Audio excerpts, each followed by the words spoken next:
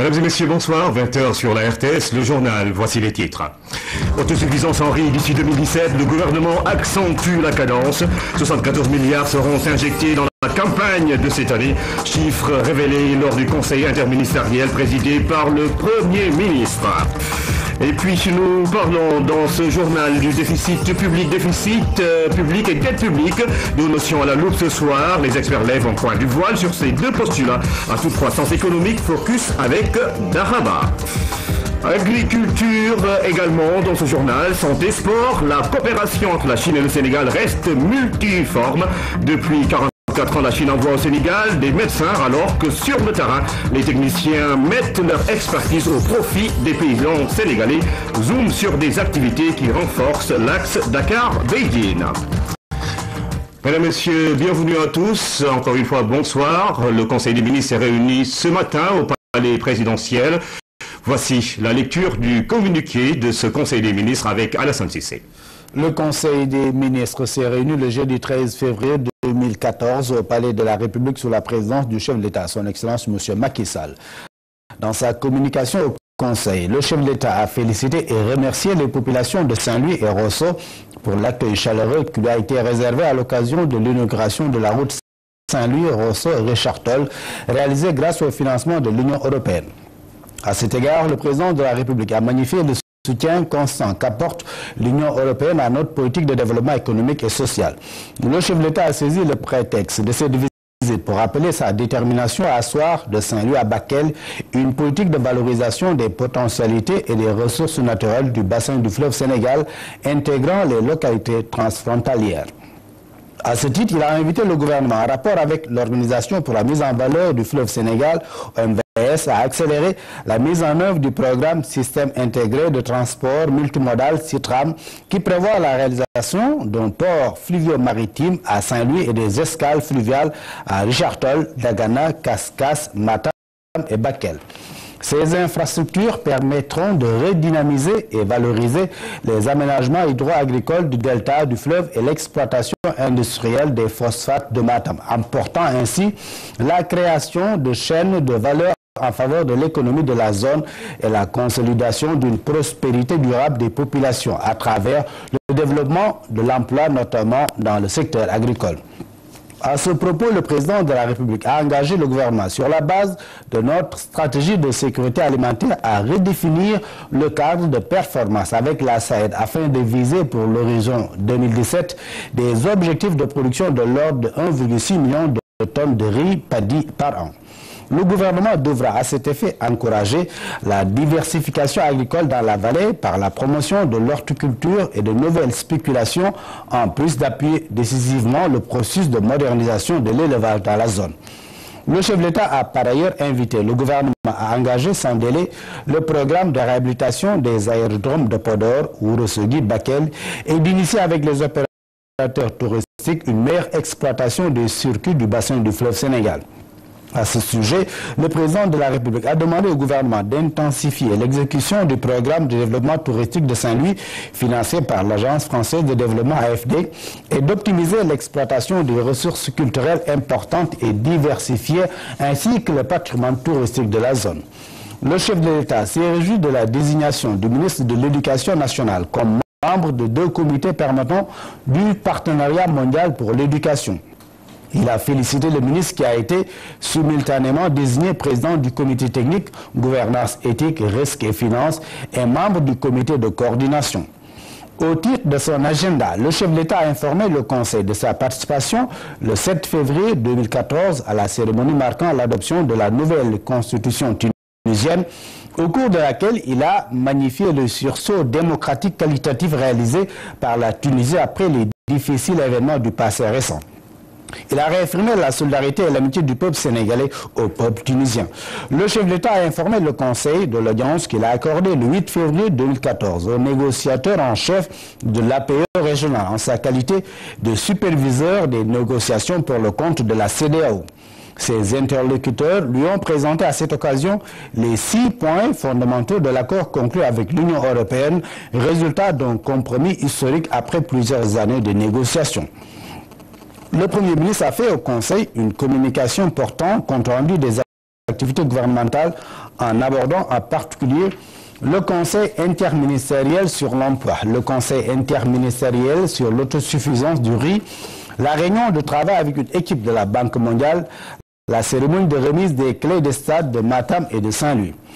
Concernant le Conseil interministériel sur l'autosuffisance en riz, le Premier ministre est revenu sur l'objet essentiel de la rencontre consacrée au développement de la culture du riz dans le cadre du projet Programme accéléré de la cadence de l'agriculture au Sénégal, PRACAS, pour la campagne 2014-2015.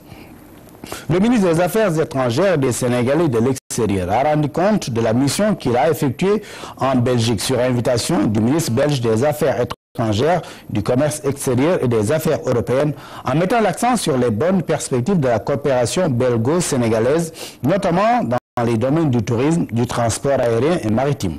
Il a évoqué l'environnement politique et sécuritaire dans la région et exprimé ses vives inquiétudes relativement à l'aggravation de la situation en République centrafricaine avec la poursuite des massacres de populations civiles. Le ministre a rappelé toute l'attention que le chef de l'État continue à accorder à nos compatriotes restés en place. Le ministre de l'Économie et des Finances a fait le point sur l'état d'avancement des travaux préparatoires du prochain groupe consultatif de Paris en donnant toutes les assurances quant à la finalisation des documents utiles à cette fin et la détermination de l'agenda de travail arrêté. Le ministre a passé en revue les projets majeurs et les secteurs clés concernés. Le ministre de la Justice a fait une communication portant sur les travaux de réforme du Code pénal et du Code de procédure pénale. Il a également informé le Conseil sur la modification de l'acte uniforme sur le droit des affaires en Afrique intervenu depuis janvier 2014. Le ministre de l'Agriculture et de l'Équipement rural a fait une communication portant sur la campagne de commercialisation des produits agricoles. Il a souligné qu'à la date du 10 février 2014, la quantité totale d'arachides collectées sur l'ensemble du territoire national était évaluée à 168 058,07 tonnes pour les ressources certifiées. Les quantités collectées ont évolué cette semaine de 19,78% pour l'huilerie et de 14,90% pour les semences certifiées. Le ministre de l'Énergie a présenté au Conseil un programme d'urgence d'électrification rurale sur la période 2014-2016. En rappel, le nombre de ménages déjà électrifiés dans le cadre des projets et programmes exécutés par l'ASER et la Sénélec a permis d'atteindre en fin 2013 un taux d'électrification de 26%, a indiqué le ministre. Il a souligné que durant la période 2014-2016 et sans investissement supplémentaire, la mise en œuvre des projets et programmes de la Sénélec permettra d'arriver à un taux d'électrification rurale de 46%. Le ministre a ajouté que la réalisation du programme global d'électrification rurale permettra à notre pays d'atteindre un taux très important, 60%. Le ministre du Commerce, de l'Entrepreneuriat et du secteur informel a complété le président de la République sur l'accord conclu entre la CEDEAO et l'Union européenne. Il a souligné que l'accord intervenu était le fruit d'un engagement de toute la communauté. La désignation du chef de l'État comme superviseur au comité des négociations pour la CEDEAO par ses pairs est l'illustration d'un leadership reconnu, a poursuivi le ministre. Au titre des textes législatifs et réglementaires, le Conseil a adopté le projet de loi autorisant le président de la République à ratifier le traité sur le commerce des armes signé à New York le 3 juin 2013. Au titre des mesures individuelles, le président de la République a pris les décisions suivantes. Colonel Beidiba, ingénieur des eaux et forêts et nommé directeur des eaux et forêts, chasse et de la conservation des sols en remplacement de M. Daniel Joseph René André. Colonel Ibra Sunkarundiaï, ingénieur des eaux et forêts et nommé directeur de la planification et de la veille environnementale en remplacement du colonel Beidiba appelé à d'autres fonctions. M. Abdoulaye Diagne, inspecteur principal des impôts et domaines, est nommé directeur du recouvrement à la direction générale des impôts et domaines en remplacement de M. Cheikh Ahmed Tidiane appelé à d'autres fonctions. M.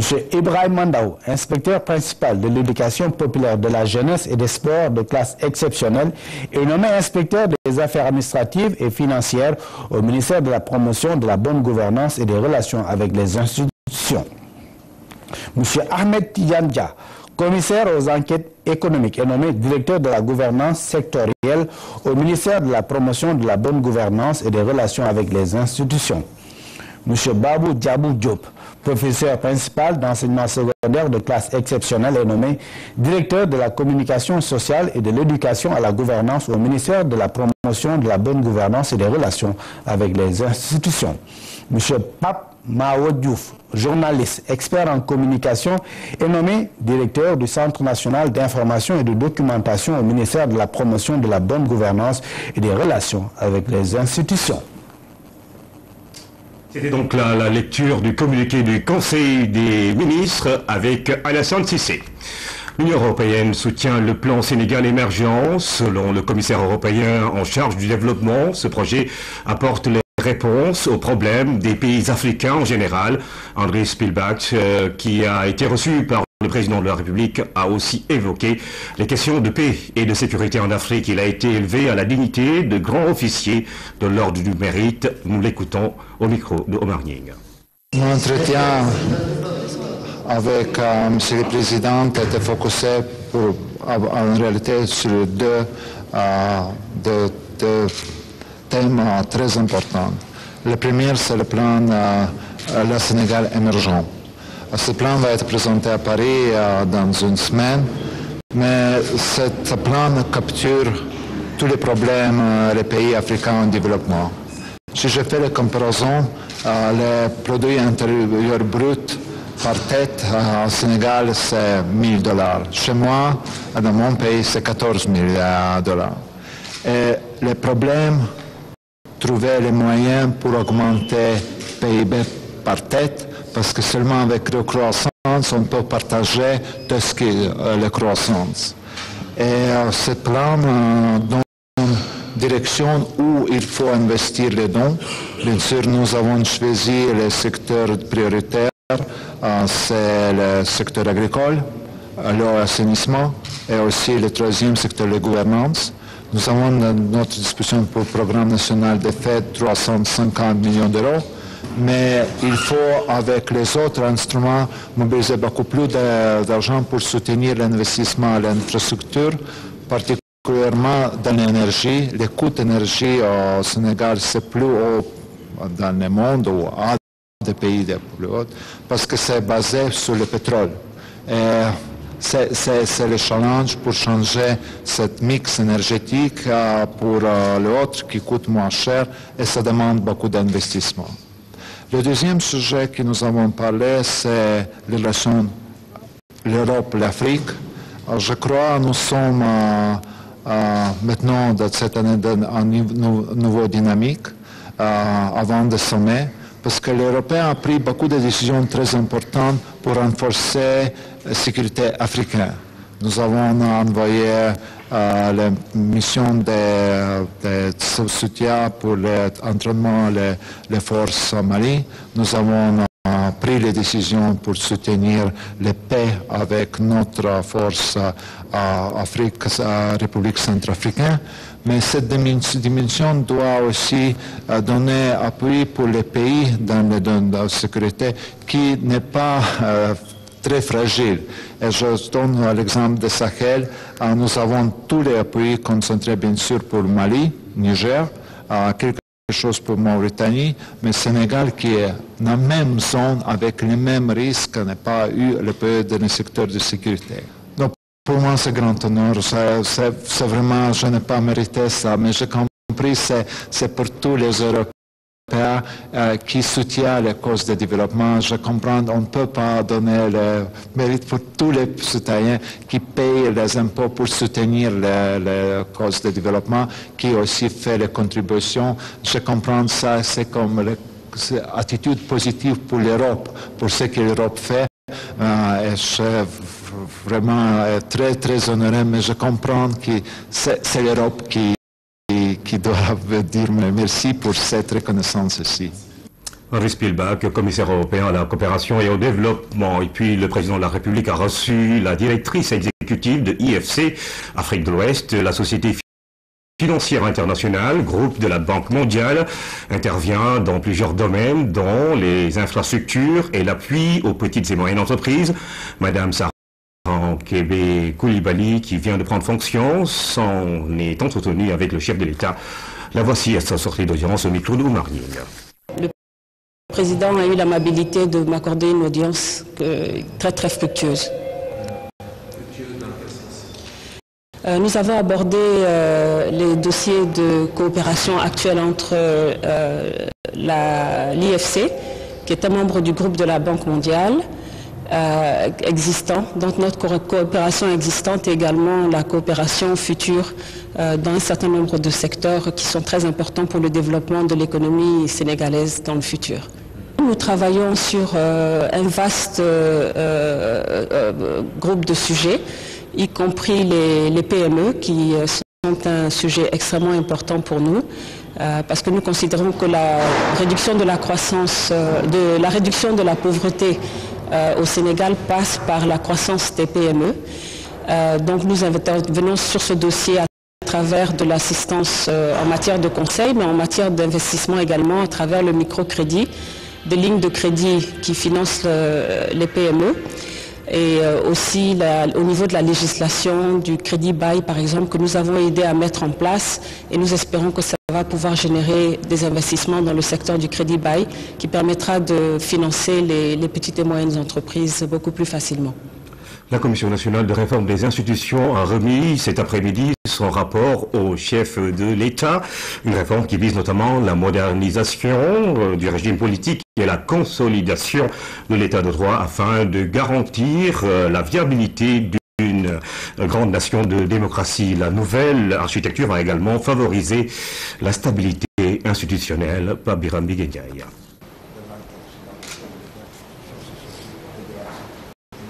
Solennel et historique, l'instant d'un acte qui symbolise une nouvelle vision démocratique, socle de l'unité nationale, une réforme des institutions de la République dans une large concertation et totale indépendance.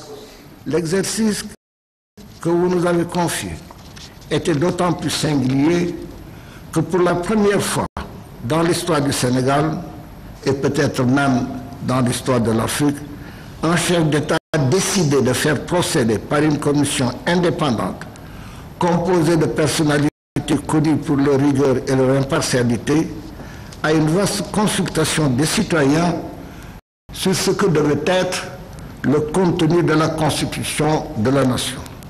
C'était là, à nos yeux, la preuve d'un souci de transparence et d'une volonté de faire émerger sur un sujet aussi essentiel la commune vision de la nation selon une démarche démocratique, participative, permettant à chacun et à toutes les diversités qui caractérisent notre pays de s'exprimer en toute indépendance, en toute liberté.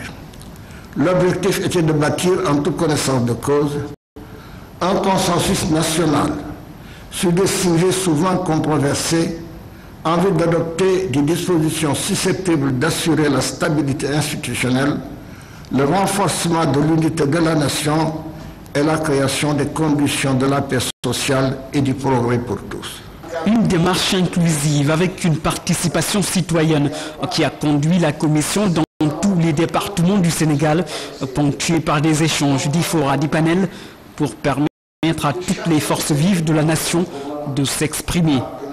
Tâche exaltante qui vise la consolidation de l'état de droit, la promotion de la transparence, l'éthique dans la gestion des affaires publiques et le respect du principe d'imputabilité, sans oublier le renforcement de l'indépendance de la justice et de la protection des libertés publiques. Continuité et innovation institutionnelle, le chef de l'État s'inscrit dans une vision de moderniser le régime politique.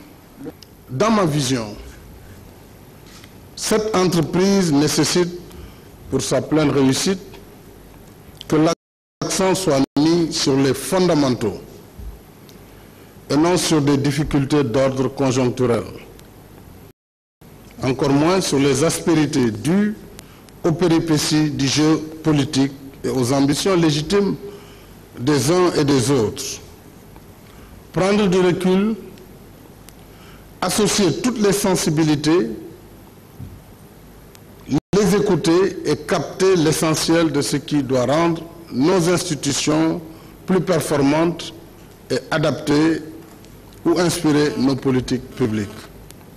C'est donc avec satisfaction que je note que vous avez pu, dans une démarche transparente, mettre en discussion au niveau des citoyens de toute appartenance, des partis politiques comme des organisations de la société civile, les questions institutionnelles susceptibles de faire l'objet d'améliorations telles que vous les avez identifiées dans un diagnostic partagé avec tous les acteurs. Pour le chef de l'État, le Sénégal doit être bâti sur des institutions fortes. Des institutions qui permettront à notre pays de réussir le pari du développement. C'est parce que cette réforme va favoriser la mise sur pied d'une administration publique performante, la préservation des finances publiques et des collectivités locales économiquement viables. Dans ce rapport de 154 articles, l'une des recommandations s'articule autour d'une meilleure gestion du patrimoine foncier. Le président de la République a tenu à saluer l'engagement patriotique du président de la commission, Amadou Makhtar Mbow, qui, après le marathon des assises nationales, s'est investi corps et âme dans le processus de réforme des institutions, dans un seul objectif, faire du Sénégal une grande nation de démocratie. 74 milliards, c'est la somme que le Sénégal va mettre dans la production du riz cette année. Notre pays veut atteindre l'autosuffisance d'ici 2017. Le programme de relance et d'accélération de la cadence de l'agriculture, PRACAS, s'y attelle. À ce sujet, en conseil interministériel, s'est tenu à la primature synthèse avec Abibou Mbaye. Cette bonne dame cherche certainement dans ses notes la bonne adresse, là où se décide l'avenir du riz qu'elle produit dans ses périmètres de riche atol. À coup sûr, dans cette salle, un vaste programme de relance et d'accélération de la cadence de l'agriculture, dénommé PRACAS, a mis sur la table le volet riz avec un objectif clairement défini, produire 2014-2015 1 600 000 tonnes de paddy. Le gouvernement du Sénégal a fait un pari important. Tout mettre en œuvre pour assurer l'autosuffisance rizicole du Sénégal à l'horizon 2017 grâce à la production de 1 600 000 tonnes de paddy.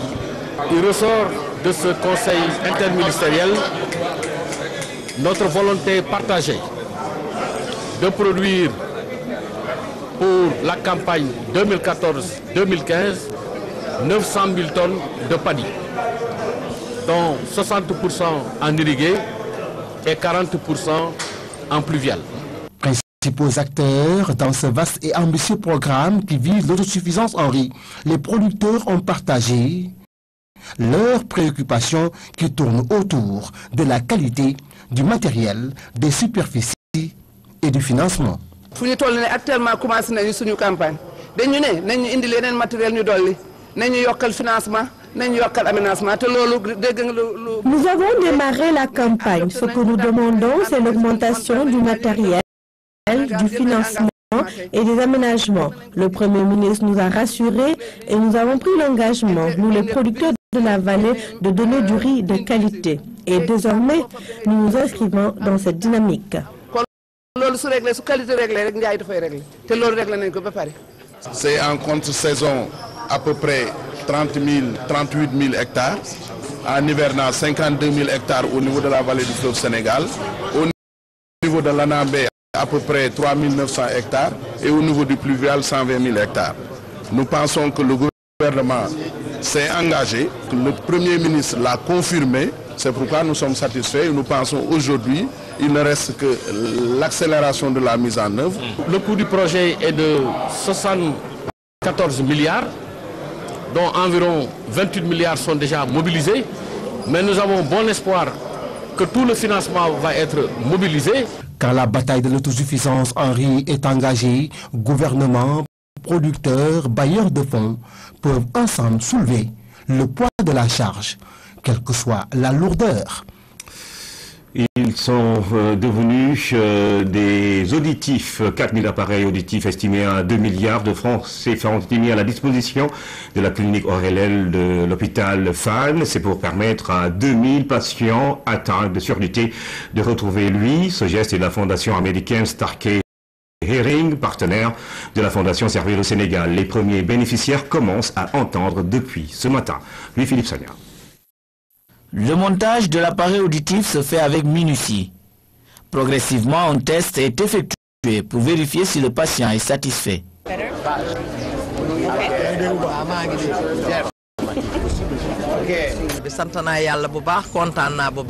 Je rends grâce à Dieu. Désormais, j'entends parfaitement. Je remercie les donateurs, particulièrement la Fondation Servir le Sénégal.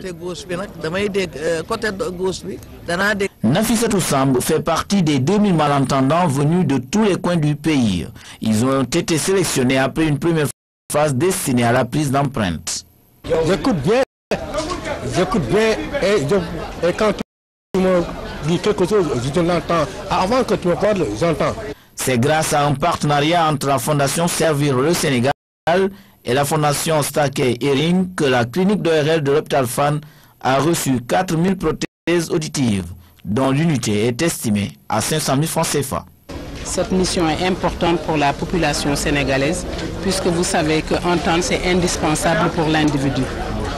L'audition, c'est le sens de l'information d'abord, c'est le support du langage oral et c'est aussi un instrument d'intégration socio-professionnelle. L'année dernière, après l'investiture du président Macky Sall, nous avons reçu la Fondation Starkey au domicile de monsieur le président et madame.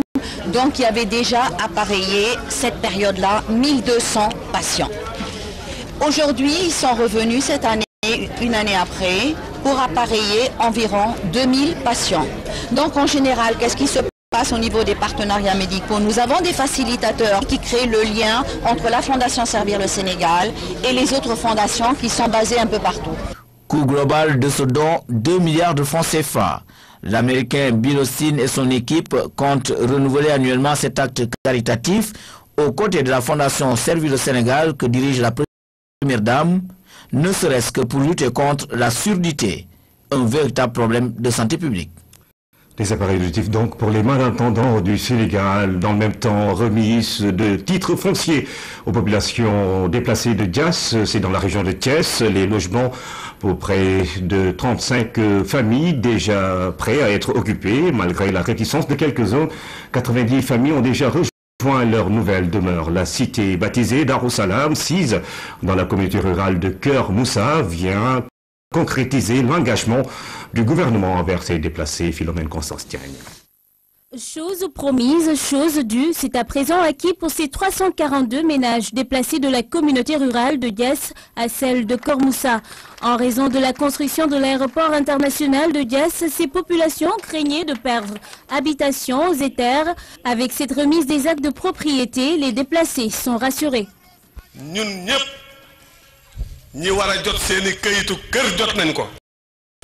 Nous tous qui devons recevoir nos titres de propriété, les avons récupérés. C'est du concret depuis hier. À ceux qui hésitent, venez et vous verrez de par vous-même.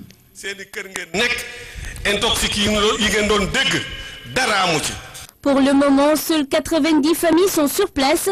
Elles ne regrettent rien car ayant reçu tout ce qui leur était promis.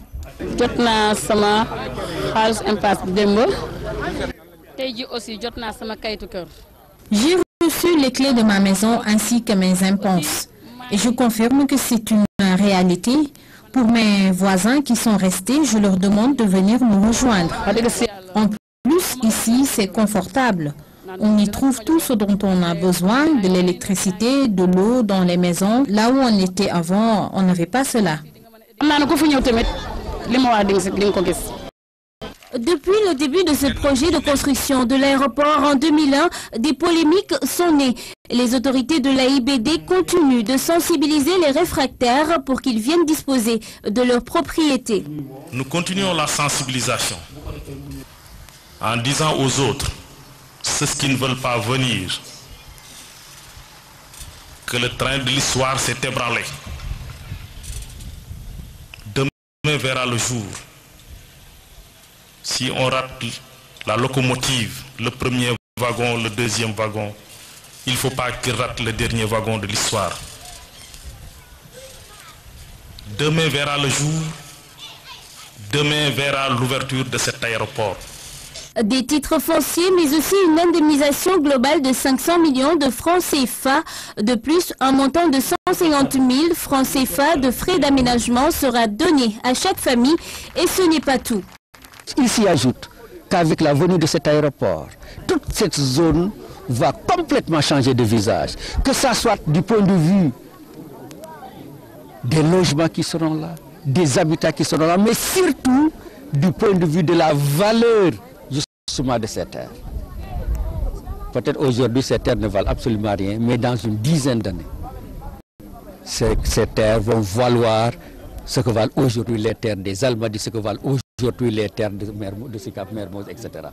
Nous avons commencé depuis hier à payer les impôts agricoles, et que demain nous allons remettre des terres agricoles.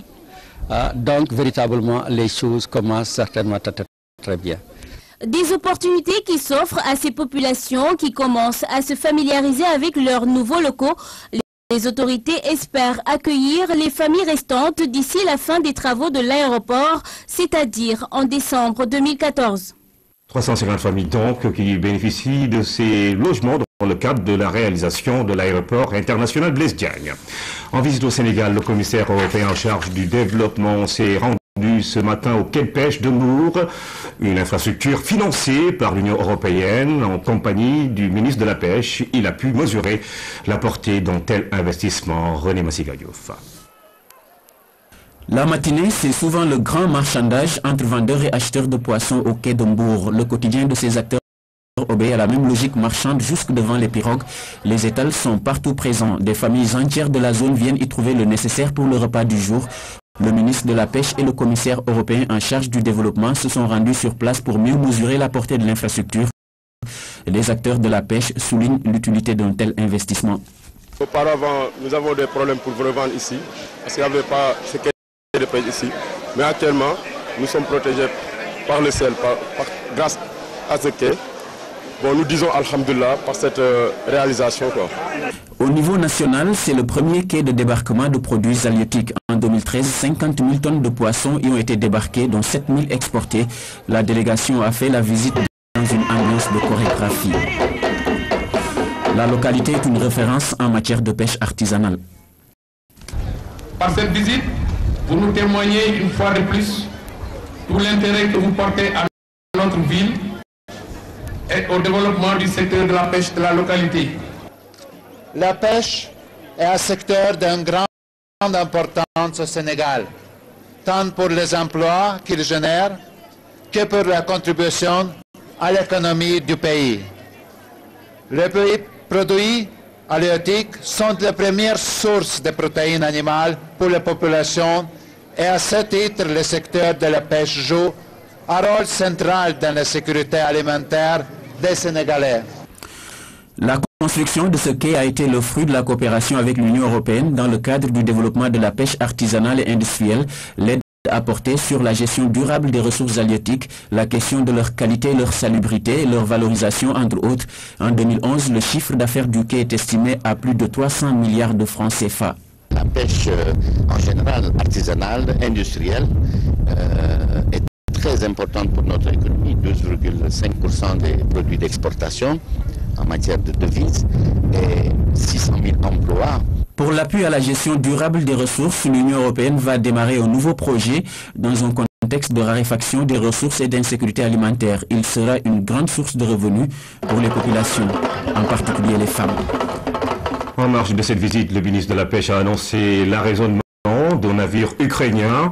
Il pêchait illégalement dans les eaux sénégalaises. Ce navire encourt ainsi une sanction financière, ne pouvant cependant dépasser 200 millions. Je vous propose d'écouter Ali Haïdar au micro de René Massiga Diouf. Hier, mes services m'ont fait part d'un navire ukrainien qui a été arraisonné, un navire qui était en train de pêcher illégalement, le Kievska, qui est un bateau de 100 mètres qui peut capturer 3000 tonnes de petits pélagiques que nous avons surpris dans nos eaux avec un point GPS précis. Donc aujourd'hui, nous allons mettre les services de l'État, la Marine nationale, nos vaillants marin à sa recherche et nous allons le poursuivre et nous l'arraisonnerons exactement comme nous avons arraisonné le Oleg Neidanov. Et quelles sanctions peut-on attendre par exemple de ce... Pour le moment, les sanctions du fait de l'ancien code de la pêche ne sont que des sanctions financières ne pouvant dépasser 200 millions de francs CFA.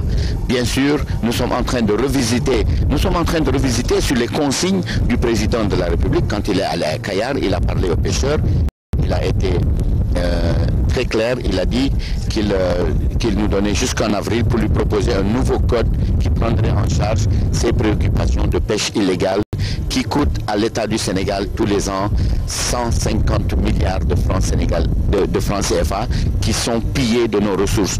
Donc cette pêche illégale, nous devons vraiment la contenir et la chasser de notre pays.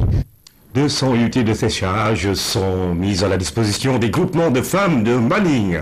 L'outil participe à l'hygiène et à la bonne conservation des poissons et autres produits halieutiques. Une cérémonie d'inauguration a été tenue en présence des partenaires financiers et des autorités de la ville de Mbour. Dame Silla. Un séchoir solaire, outil utile à la transformation et à la conservation des produits halieutiques. Ici à Mbaling, 20 unités de séchage sont créées grâce à l'appui de Performance Afrique et du centre écologique Albert Schweitzer. Le projet est destiné au groupement de femmes de la localité. Il s'agit du premier site de séchage solaire poisson au Sénégal. Une source inépuisable en Afrique qu'il suffit de maîtriser et mettre en œuvre pour répondre aux besoins domestiques et industriels. Nous en avons la preuve avec ces séchoirs solaires poissons. Les séchoirs solaires contribuent à l'hygiène dans la production de poissons et autres produits halieutiques. Ainsi, la commercialisation devient plus facile, de même que l'exportation.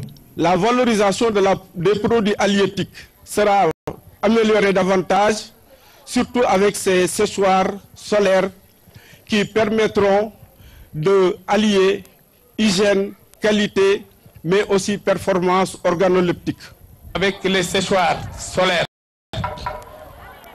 on ne va pas importer n'importe quoi. Parce que le soleil est à gogo ici, au Sénégal. Nous aurons des produits de qualité. Nous allons aussi préserver ce qu'on appelle chez nous la forêt. Le projet de création de ces séchoirs solaires a démarré depuis 2008. Au cours de la cérémonie d'inauguration, les femmes ont assuré aux partenaires qu'elles vont les utiliser à bon escient pour augmenter le rendement productif en qualité et en quantité. 20 unités de séchage donc remis aux femmes de Manning, de quoi faire la fête. Et puis, depuis son entrée en vigueur le 22 janvier 2014, la loi relative à la baisse du prix des loyers suscite beaucoup de controverses. Le dialogue de sourds s'installe entre locataires et propriétaires. C'est pour aider à une meilleure compréhension de cette décision du gouvernement qu'un CRD spécial vient de se tenir à Thiès, sous la présence effective du ministre en charge du commerce. Le compte rendu d'Alassane Djedjou. C'est le premier comité régional de développement spécial organisé hors de Dakar, la capitale. Ce CRD fait suite au vote, à la promulgation et à la publication dans le journal officiel de la loi du 22 janvier 2014 relative à la baisse des prix du loyer. À Thiès, le ministre en charge du commerce a tenu tout d'abord à exposer les motifs qui ont été à la base de la décision du législateur sénégalais avant d'en esquisser un bilan. Cette baisse des loyers fait partie d'un paquet social pour alléger les souffrances des Sénégalaises et des Sénégalais. Et j'ai dit tantôt, vous avez la baisse sur le prix des denrées, vous avez également la baisse, l'accompagnement avec le CMU, mais également avec les bourses familiales. Et tous ces instruments-là ont été apportés justement pour soulager les Sénégalaises et les Sénégalais. Comme vous le savez tous, le loyer est un véritable problème au Sénégal. Et malheureusement, la région de Thiès fait partie des régions où on a constaté une spéculation sur le prix des loyers. Devant une salle de conférence de la Chambre de commerce Noir de Monde, preuve de l'intérêt que suscite le problème du loyer dans la capitale du rail, Ali Moussar a rappelé l'importance d'une adhésion et d'une forte implication des populations pour la réussite de ce programme social mis en œuvre par le président de la République. Message bien reçu par les populations thiessoises, notamment les associations de défense des consommateurs. Nous ne pouvons pas accepter qu'une loi a été mise dans tout le Sénégal et que les bailleurs, certains bailleurs ne peuvent pas respecter cette loi. Nous avons reçu beaucoup de cas au niveau de la région de Thiès. Les cas pratiquement, ça vient des locataires. Vous voyez, les bailleurs en général refusent cette diminution. Principale interface entre gouvernance et gouvernés. Alioune Sarr attend de la presse nationale, levier incontournable dans la communication avec l'opinion, qu'elle joue son rôle d'avant-garde dans l'information des populations pour aider à faire respecter les dispositions de la loi dans son esprit et sa lettre. Prochaine étape, Saint-Louis. Comme tous les mercredis, notre dossier économie. Ce soir, nous parlons de déficit public et de dette publique. Voilà des termes que l'on entend souvent. Qu'est-ce que cela veut-il dire? À quoi renvoient ces deux notions que l'on considère comme des postulats à la problématique de la dette et de la croissance économique? Les avis divergent sur plusieurs aspects, notamment sur l'utilité du financement du déficit public par la dette publique. Explication avec Daraba. C'est dans le budget voté à l'Assemblée nationale que l'on retrouve les recettes et les dépenses de l'État déterminées par une loi des finances. À la fin des exercices, on assiste parfois à des situations où les dépenses excèdent les recettes.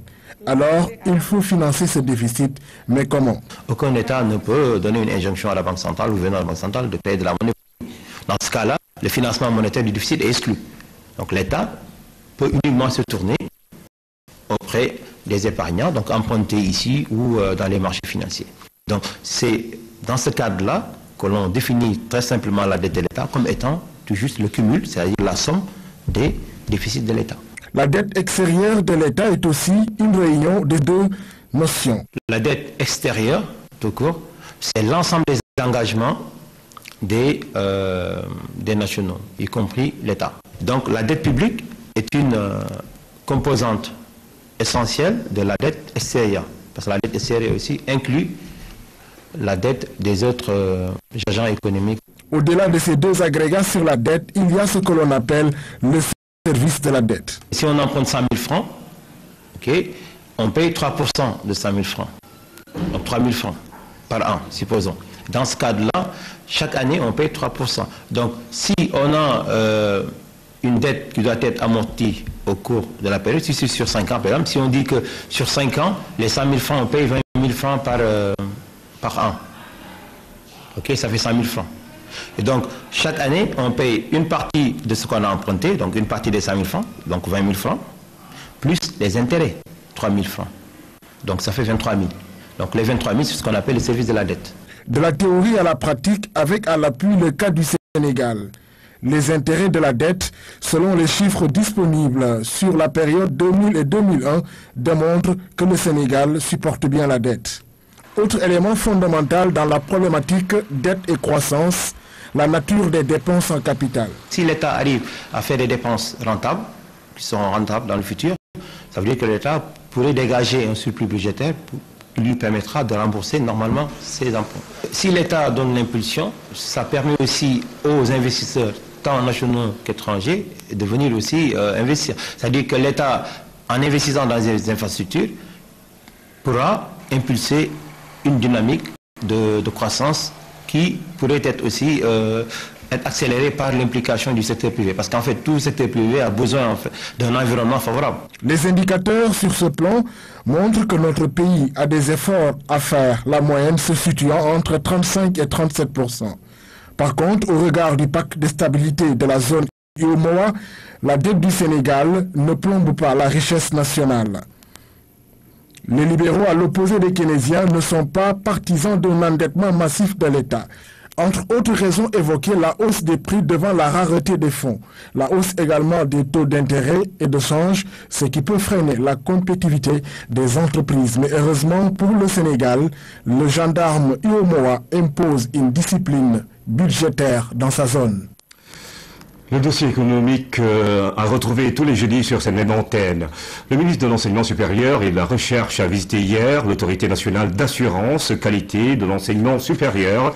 ANAQ-Sup, Marie Tonian s'est imprégnée des conditions de travail du personnel de l'ANAQ-Sup et mesuré l'évolution des activités de cette entité du ministère qui existe depuis 16 mois. Luis Bitsa. Une après-midi de rencontre entre le ministre de l'Enseignement supérieur et le personnel de l'ANAQ-Sup. Les membres des conseils d'administration et scientifiques de l'agence ont fait visiter à la tutelle leurs locaux. Dans la foulée, le secrétaire exécutif a retracé la feuille de route de cette nouvelle structure. Elle a pour objectif d'assurer la qualité dans le système de l'enseignement supérieur. Nous devons d'abord, en rapport avec les établissements, le ministère, parce qu'il s'agit d'un travail à trois, élaborer des standards de qualité minimum qu'il faut faire respecter par les institutions. Il faut redorer le blason, je parle comme ça, de l'enseignement supérieur du Sénégal, qui était un des fleurons de l'Afrique. Et donc, il faut des standards qui tiennent compte de ce qui se fait au niveau international. Donc, évaluer périodiquement les méthodes pédagogiques et les enseignements, c'est aussi un des objectifs que l'ANAQ s'est assigné.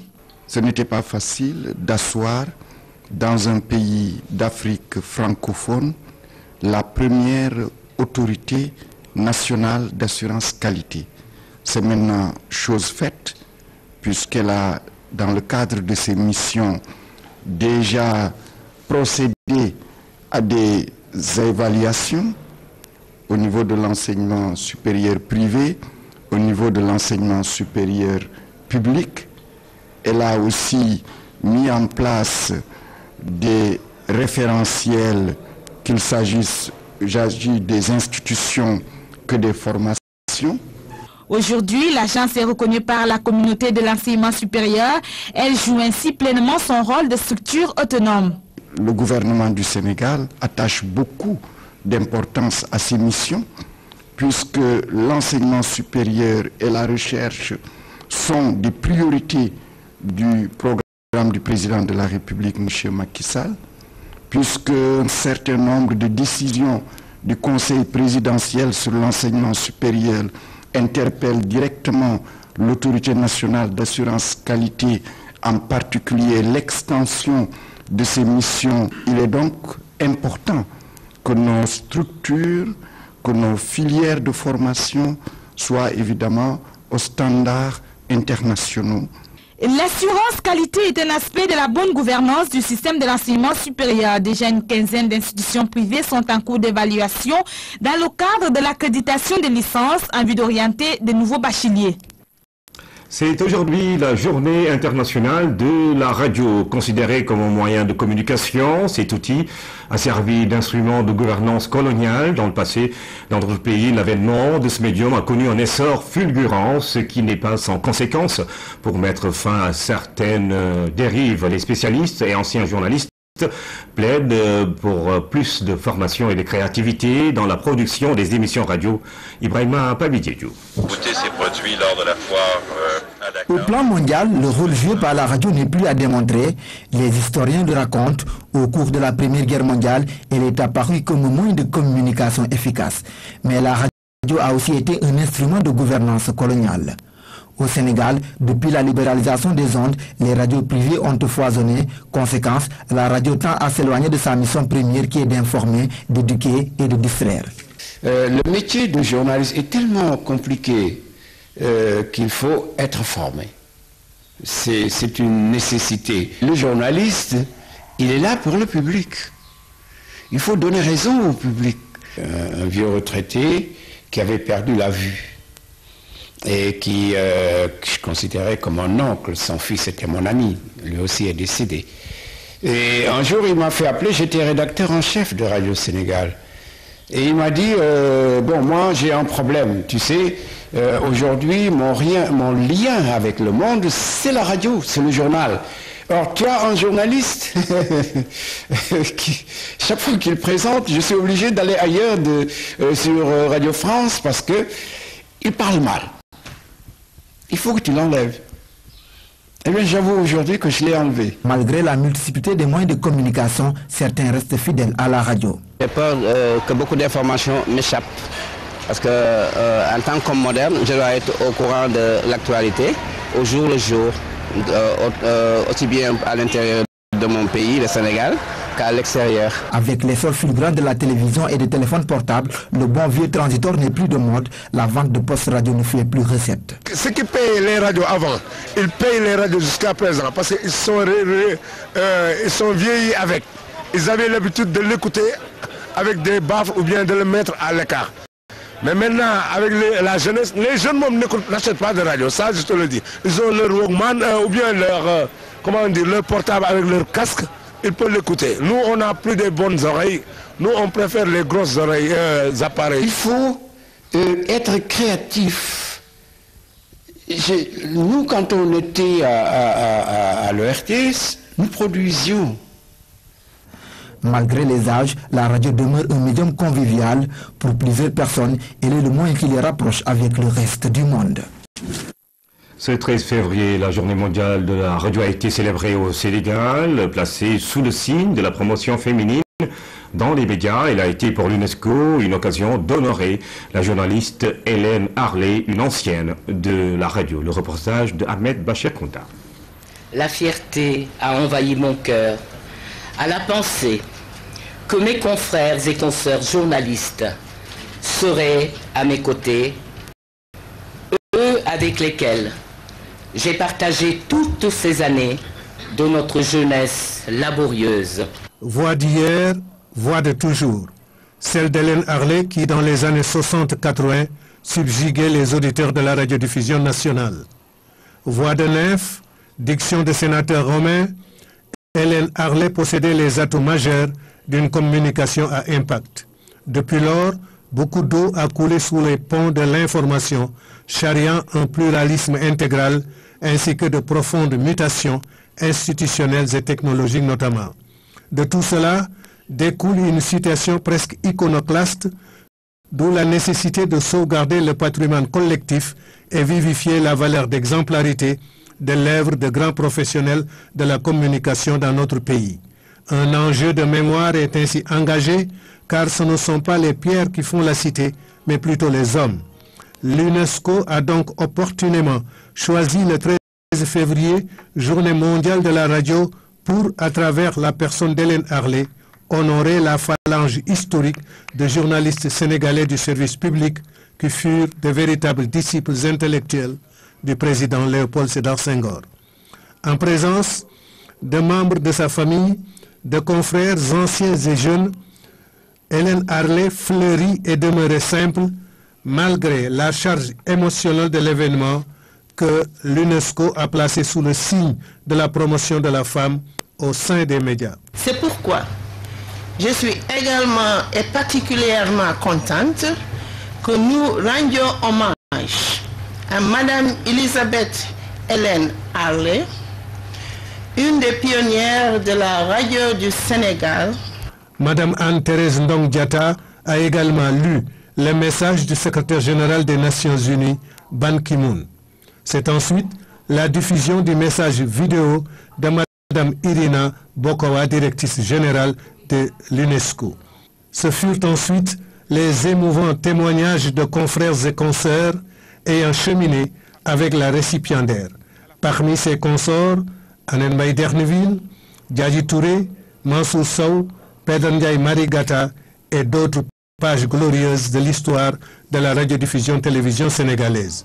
Avec Hélène Harley, tous étaient fiers de jouir de l'option définitive prise sur la fonction de ruine et d'oubli du temps. Le rideau de cette journée de la radio est tombé sur une riche conférence du docteur Jean-Pierre Ilboudot, conseiller régional de l'UNESCO pour la communication et l'information sur le thème « Les étapes d'implantation de la radio en Afrique noire ». Honneur donc aux anciens de l'ERTS. Dans quelques heures, nous serons le 14 février et ce sera la fête des amoureux. Ce sera aussi apparemment la fête des commerçants à Dakar. Les magasins de décoration, restaurants et autres drogolateries sont à l'heure de la fête. Une occasion en or pour eux de faire de très bonnes affaires. Au Minour a fait un tour dans certains commerces dakarois. Voici son reportage. Dans ce grand magasin de Dakar, la Saint-Valentin se prépare sur le long terme. C'est des commandes qu'on prépare à l'avance, 6-7 mois à l'avance, parce que tout se fait par fret maritime. Bibelots de toutes sortes, tableaux, peluches, tous bien sûr sur le thème de l'amour. Une attention particulière est accordée à la sélection des items qui permettront aux amoureux de plonger leur intérieur dans une ambiance romantique. D'ailleurs, le rouge et le blanc sont des couleurs décoratives qui sont d'actualité depuis maintenant 2 ans. Donc c'est des cadeaux qui vont durer à la maison, qui vont rester. Dans ce commerce spécialisé dans la décoration événementielle, la fête des amoureux a déjà généré de nombreuses commandes. On a eu des commandes ici sur place, en fait, sur des magasins aussi, dans des entreprises. On travaille aussi avec des hôtels. Mais la spécialité de la maison reste le chocolat, un des présents traditionnels de la Saint-Valentin. Là, on a des boîtes carrées. C'est fait par une styliste française, Nathalie Lété, à l'occasion de la fête de Saint-Valentin. Dans ce restaurant des maristes, on prépare aussi la fête des amoureux. Ici, la soirée de ce 14 février sera animée par une diva sénégalaise et un DJ. En attendant, on commence à mettre les lieux aux couleurs de la Saint-Valentin. Nous préparons déjà la carcasse, donc c'est le fond et la base de la décoration. Et la décoration se fera demain dans la journée. Et le type de couleur, donc c'est le rouge traditionnel. Et le menu a aussi été retoqué. Nous avons un menu Saint-Valentin. Alors je vais vous le dicter. Prémices gourmands, pommes d'amour, surprise de Cupidon. Khoudia, elle, n'a ni boutique ni magasin. Chaque jour, elle arpente les rues de Dakar à pied. Mais elle a bien flairé la bonne affaire qu'est la Saint-Valentin. Chaque année, vraiment, De toutes les fêtes, c'est celle durant laquelle on gagne le plus d'argent. Ça marche bien. Ces cartes, par exemple, nous les achetons à 250 francs et les revendons à 250, mais 1500. Alors, chers amoureux, rappelez-vous ceci, l'amour n'a pas de prix, mais la Saint-Valentin, elle, a bien un coût. Chocolat, fleurs ou autres cadeaux, demain les cœurs vont parler et les couleurs aussi au nom de l'amour. Le chef de l'État se rend en Chine en visite officielle le 19 février prochain, l'occasion pour nous de parler d'une coopération multisectorielle. La mission agricole chinoise, par exemple, se déploie sur le terrain pour aider les paysans sénégalais à améliorer leurs techniques culturelles. C'est le cas à Podor, tout comme à Sangalkam, où ils se sont installés et formés plusieurs centaines d'horticulteurs. Cette caisse de tomates sous ce manguier attend son acquéreur. Il ne devrait plus tarder à la récupérer. Car tous les matins, c'est le même rituel dans cette ferme privée. Avec ce seul serre, j'ai récolté presque 433 kilos de piment, ce que je ne pouvais pas obtenir en 1 hectare. Mais ces serres-là, ça fait 200 mètres carrés, mais depuis lors, je ne le regrette pas. Dans son domaine de plus de 15 hectares, Amadou Sow Diallo a longtemps pratiqué l'arboriculture. Aujourd'hui, grâce à ses 8 serres, il s'adonne à l'horticulture, une activité plus rentable pour ce paysan moderne. Tout ça, il y avait des arbres ici. Mais ils sont venus, ils m'ont proposé leur truc, j'ai cru que c'était intéressant et puis j'ai tout coupé. Et je ne le regrette pas. Franchement, je ne le regrette pas. Ce que les arbres me fournissaient, c'est minime par rapport à ce que les serres me fournissent. Un serre peut me fournir chaque mois 100 à 150 000 francs. La technique de culture sous serre, Amadou l'a acquise à 2 pas de sa ferme, plus précisément sur ce site. Dans ce centre polyvalent de formation des producteurs de Sangalkam, la coopération chinoise a installé une quinzaine de serres pour initier les paysans sénégalais à la pratique d'une nouvelle technique culturelle.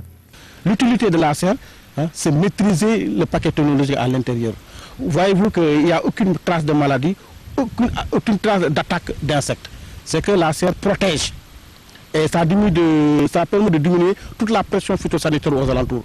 Les zones, ici c'est une zone c'est un verger. Donc il y a un parasitisme extraordinaire. Mais grâce à l'introduction des serres, on arrive quand même à, même si ce n'est pas à 100%, à diminuer la pression phytosanitaire, à maîtriser le paquet technologique et amener les producteurs à faire de très belles productions. Grâce à leur savoir-faire reconnu en la matière, les experts agricoles chinois ont contribué à booster la production horticole dans cette partie de Rufisque. Nous avons commencé à les faire sortir de Dakar. Déjà, c'est quelque chose.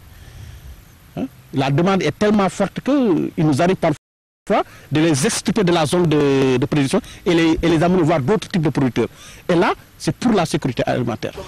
En plus de la production de spéculation horticole bien connue des agriculteurs sénégalais, la mission chinoise a introduit de nouvelles variétés de légumes dans la zone. C'est le cas de ce concombre amer qui, dit-on, possède des vertus thérapeutiques. C'est un légume extrêmement nutritif. Donc il contient plein de micro-éléments qui sont très bien pour la santé. Ça peut aider à lutter contre les cancers et à préserver la jeunesse. Ça permet d'évacuer les éléments toxiques et la chaleur, trop de chaleur dans le corps humain. Mais il faut faire attention parce que le goût est très très particulier, c'est très très amer, donc vous aurez besoin du temps pour vous y habituer. Présente dans le pays depuis moins de 10 ans, la mission agricole chinoise a encadré des centaines de paysans sénégalais dans plusieurs filières. En plus de ces 6 experts installés dans les Niayes, 7 autres spécialistes de l'agriculture s'activent dans le département de Podor. Ils aident les riziculteurs du nord du Sénégal à améliorer leur technique de culture du riz. La Chine et le Sénégal entretiennent une coopération féconde dans le domaine de la santé. Depuis plus de 44 ans, la Chine envoie chaque année des médecins au Sénégal pour un échange d'expériences. Au total, 244 coopérants chinois ont partagé leur expertise avec leurs confrères sénégalais. 85 d'entre eux ont reçu la médaille de l'Ordre du mérite sénégalais. 15 missions ont été envoyées jusqu'ici. Maïmounassi. Le partenariat entre la Chine et le Sénégal dans le domaine de la santé remonte aux années 70, plus exactement en 1975. La première mission chinoise est envoyée dans le sud du pays à Ziguinchor. À ce jour, plus de 200 médecins chinois ont déjà séjourné au Sénégal. Un séjour qui contribue au raffermissement des liens et à l'échange d'expériences.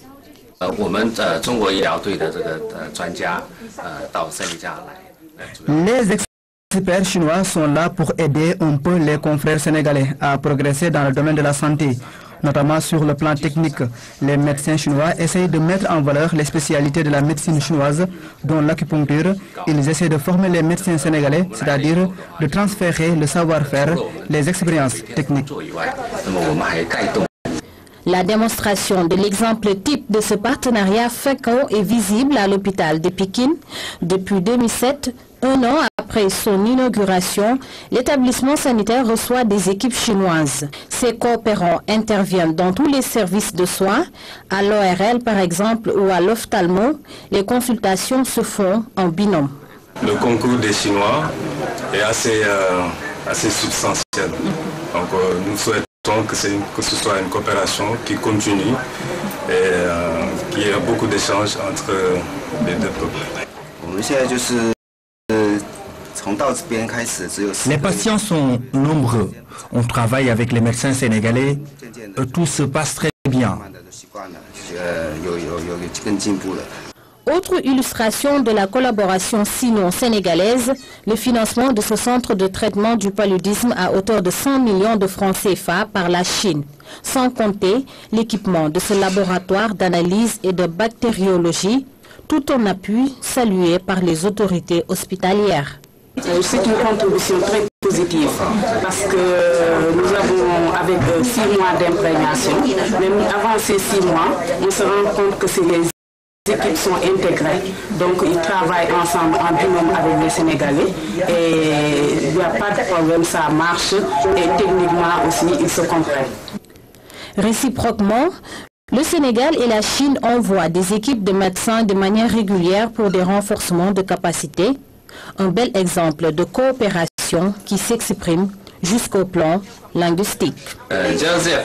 Agriculture, santé, sport, les clés des stades de Saint-Louis et Matam ont été remises au Premier ministre par l'ambassadeur de Chine au Sénégal. Après les stades de Mbour et de Fatick, le processus est en cours et les prochaines cibles seront Sédhiou, Kédougou et Kaffrine pour finaliser ce vaste programme de rénovation des stades régionaux. Habibou Mbaye. Une grosse clé pour ouvrir les stades régionaux de Saint-Louis et de Matam, remise symbolique pour marquer la fin des travaux par la Chine, qui en a déjà réalisé une bonne partie pour l'amélioration des infrastructures sportives au Sénégal. Je sais combien est important le secteur sportif pour l'État sénégalais, pour les populations de ce pays, parce que le sport est le synonyme de la vitalité, une jeunesse qui regorge de vitalité est la plus grande richesse d'un pays qui rêve de réaliser son émergence.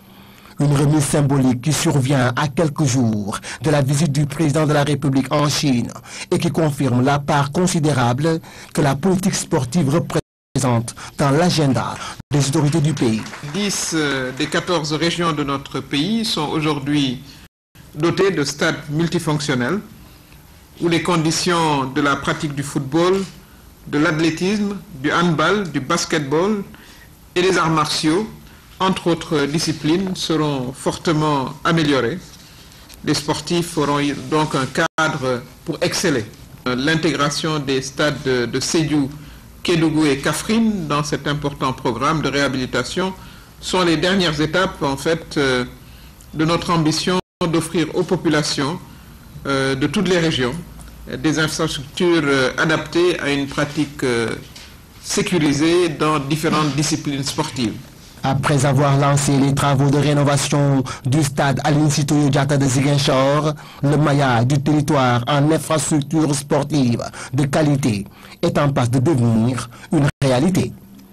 Ce communiqué du ministère des Affaires étrangères et des Sénégalais de l'extérieur dans le cadre de l'assistance et du soutien apporté à nos compatriotes rapatriés de Centrafrique, le fonds d'appui à l'investissement des Sénégalais de l'extérieur, FAISE, a ouvert une ligne de financement de projets pour ces derniers. Ainsi, tous les rapatriés de Centrafrique sont priés de se présenter dans les meilleurs délais au bureau du FAISE, assis à l'immeuble FAD, 16e étage, afin de prendre connaissance de la documentation devant leur permettre de constituer un dossier de candidature à déposer au plus tard le 4 mars 2014. Pour toute autre information, contactez le 33 821 62 69, 33 821 62 69. Sur le terrain en Centrafrique, le ministre français de la Défense et la présidente par intérim de la Centrafrique disent non à toute tentative de partition du pays. Les deux personnalités étaient hier à Mbaïki, à 80 km au sud-ouest de Bangui, une localité où il ne reste plus qu'une dizaine de musulmans, 2 à 3 000 ayant fui par la route la semaine dernière. C'est son premier déplacement en province depuis son accession à la magistrature suprême du pays. En compagnie de Jean-Yves Le Drian, le ministre français de la Défense, la présidente centrafricaine de transition arrive à Baïki. Cette visite se déroule dans un contexte particulier. De plus en plus de voix s'élèvent pour proposer la partition du pays comme solution à la crise, le nord devant revenir aux musulmans et le sud aux chrétiens. Catherine Samba-Panza réagit fermement. De l'armement artisanal. Nous allons avoir un langage de fermeté, de prendre les mesures qui s'imposent pour qu'aucune velléité de sécession ne puisse prospérer. Baïki est une localité située à 80 km au sud-ouest de Bangui. La ville ne compte plus que 50 musulmans. 3000 ont fui ces derniers jours par crainte d'être massacrés par les anti-Balaka, désormais désignés comme ennemis. On a beaucoup parlé des ex-Séléka, on parle maintenant beaucoup des anti-Balaka. Quand on agit comme cela à l'égard des populations, comme des bandits, ce sont des actes criminels. Je n'hésite pas à utiliser le terme, et il faut les punir comme tels. La France promet d'utiliser la force pour neutraliser les anti-Balaka et empêcher la partition de la République centrafricaine. L'objectif de ce changement brutal de cap est sans doute de mettre un terme à ce que certaines ONG humanitaires et certaines agences onusiennes qualifient d'épuration confessionnelle. Il y a un nettoyage ethno-religieux qui continue et qu'il faut arrêter. Il y a encore des gens qui sont tués, même ici et là, quelques massacres. Nouvelle illustration du climat de terreur qui règne dans le pays. Mercredi à Bangui, ce soldat du contingent congolais de la mission internationale de soutien à la Centrafrique a découvert un charnier. Dans cette fosse se trouvent plusieurs corps sans vie. L'identification de ces corps devrait avoir lieu ce jeudi. Nous parlons de la démission du Premier ministre Enrico Letta, le Premier ministre italien. Sa lettre sera remise demain, vendredi, au président italien. Cette décision fait suite au vote de son parti réclamant un changement de gouvernement. Fruits Logistica édition 2014, c'est fini. Plus de 60 000 exposants ont échangé et valorisé leurs produits du terroir, une expérience pour certains de nouer des partenariats et contrats. Pour d'autres, il faut dire que pour les entreprises sénégalaises présentes à Fruits Logistica 2014, des commandes fermes ont été signées. Envoyés spéciaux à Berlin, El Achiad et Ramatadem. Fruits Logistica 2014 a vécu. Pendant 3 jours, les exposants venus du monde entier ont su partager leurs expériences. Vu que l'exportation de fruits et légumes frais est très délicat, il faut savoir respecter les commandes et livrer dans les temps. Pour le Sénégal, faute de moyens, il est parfois difficile de satisfaire toutes les demandes. On ne peut pas parler d'exportation sans argent, c'est vraiment le nerf de la guerre. On peut avoir toutes les commandes que nous voulons, on peut être aussi moderne que nous voulons, mais le nerf de la guerre en exportation reste l'argent, reste l'investissement et les capitaux. Et tout ce que nous demandons aujourd'hui à partir de cette foire-là, qu'on tire des leçons, on tire un bilan, qu'on puisse avoir au moins le partenariat de l'ACPEX, le partenariat de la direction de l'horticulture, pour dire asseyons-nous, pour trouver les moyens d'aller de l'avant. On a vu qu'au Sénégal, 90% des exportations sont assurées par 10 grands acteurs. Ça veut dire qu'on n'a pas suffisamment de distribution de la richesse. Certes, c'est 32 milliards de chiffre d'affaires l'horticulture au Sénégal, c'est 10 milliards de masse salariale distribuée annuellement. Mais on pourrait le faire davantage si on faisait la promotion des petits exploitants agricoles. Et justement, j'ai eu le plaisir de constater que certains privés qui sont représentés ici travaillent avec ces petits exploitants. Donc, nous voudrions profiter aussi à travers ce salon, et on a pu faire les connexions nécessaires, profiter de l'occasion pour développer le partenariat public-privé. Heureusement, Fruits Logistica est un moyen pour les exportateurs sénégalais de vendre leurs produits au moins pour 1 an. La participation a été cette année une réussite. On a eu une participation record des entreprises sénégalaises, mais également nous avons fait beaucoup de contacts très intéressants et certaines entreprises même ont eu à signer des contrats fermes sur des produits tels que la mangue, le melon, le piment, le gombo. Et ce qui est encore plus important ici, c'est qu'on a reçu des visiteurs qui viennent de différents horizons. On a des contacts établis avec des importateurs européens, évidemment, mais également on a des contacts qui viennent du Golfe, de Dubaï. Des résultats concluants pour l'édition 2014, mais un appui est tout de même nécessaire pour atteindre les objectifs de l'ACPEX. Avec la BNDE, nous avons la labellisation.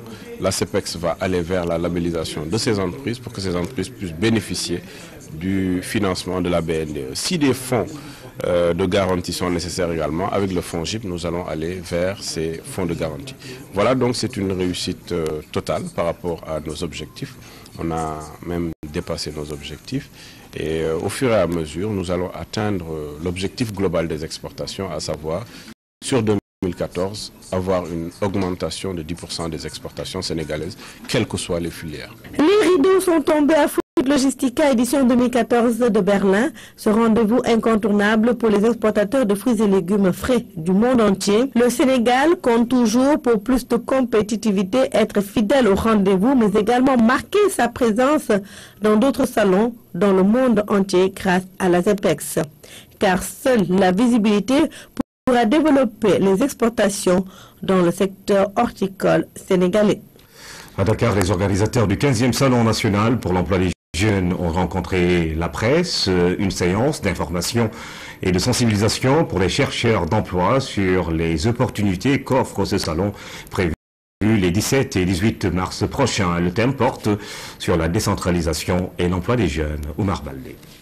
L'emploi des jeunes, un véritable casse-tête au Sénégal. Inverser la tendance devient alors une priorité pour les autorités. À cet effet, il sera organisé le 15e Salon national pour l'emploi des jeunes. Nous, on dit qu'il y a plein de niches d'emploi là-bas. On peut en créer 1,5 million dans le secteur de l'agriculture, artisanat, ailleurs. Quand les jeunes mettent la chaîne de valeur, parce qu'il y en a ceux qui produisent, il y a ceux qui peuvent faire du marketing, du packaging, il y en a ceux qui peuvent venir vendre à Dakar. 57% des demandeurs d'emploi n'ont pas de qualification. Pour corriger ce manquement, l'acte 3 de la décentralisation peut constituer une solution durable. Aujourd'hui, nous voulons une décentralisation économique et c'est en cela que l'acte 3 est important parce qu'il doit apporter des réponses par rapport à notre politique de décentralisation. Cela a été dit, la territorialisation des politiques publiques, la décentralisation du BCI, du budget consolidé d'investissement. Dans le cadre de sa nouvelle politique d'emploi, l'État du Sénégal compte s'appuyer sur l'agriculture pour venir à bout du sous-emploi. Nous avons trois ou quatre grands projets que nous avons lancés.